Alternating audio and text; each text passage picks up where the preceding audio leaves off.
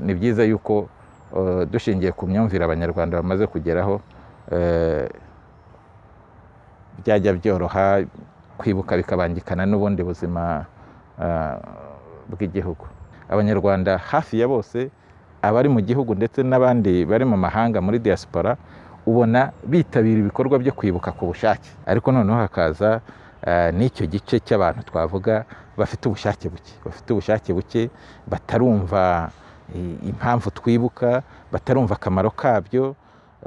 Abo ngabo twanavuga ko rwose ni abantu twafata nk'abapfobya jenoside yakorewe Abatutsi. Rwose mbona ibintu byo kwibuka ni ibintu biri muri gahunda y'abanyarwanda bose, kubera yuko buri muntu wese mbega uba ubona atari umuntu ubitesheje agaciro. Ni ibintu abantu bose bazi, bagomba kwibuka bakabyubahiriza, kandi nta muntu uri hejuru y'amategeko. Icyumweru mu by'ukuri twakiramo neza, dukora akazi tunubahiriza gahunda za leta zo kwibuka. Twabashaga kwibuka tugeze mu rugo tuvuye mu kazi, noneho haje n'ikoranabuhanga ku mbuga nkoranyambaga.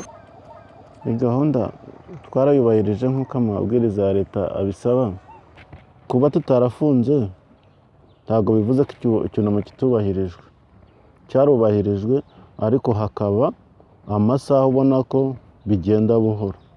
Uyu munsi covid imaze ibaye, cyangwa se tukaba tutarabashije guteranira ahantu hamwe turi benshi, ntabwo byigeze bituma abantu bibagirwa.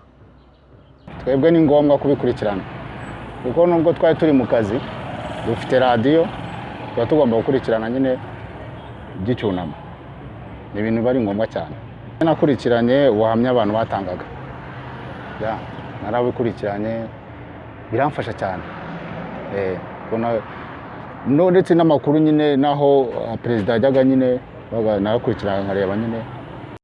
Byabaye ari mu gihe cyo kwirinda covid, ntabwo abantu bashoboye guteranira hamwe ngo babikurikirane, ariko abantu bose bagomba kuzirikana abantu bazize jenoside, bakajya bibuka kandi bagakomeza kwirinda coronavirus.